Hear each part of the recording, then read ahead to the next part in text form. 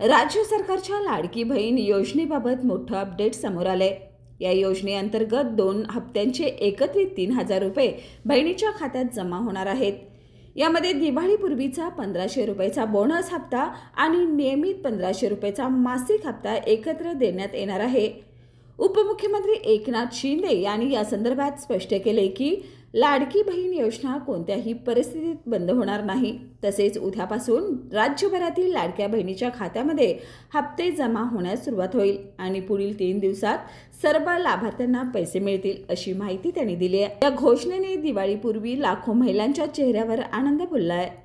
लाडकी बहीण योजना सुरू झाल्यापासून राज्यातील महिलांना आर्थिक आधार मिळत असून या योजनेचा लाभ नेहमीच सुरू राहणार असल्याचं सरकारने स्पष्ट केलंय।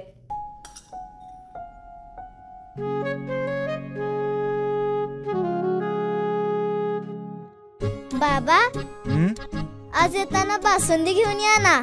अगं, कालच आपण आईचा वाढदिवस होता म्हणून आणली होती ना। ऐकलं, गोकुळची बासुंदी पुन्हा खावीशी वाटतेय। खरं सांगू, मलाही खावीशी वाटतेय।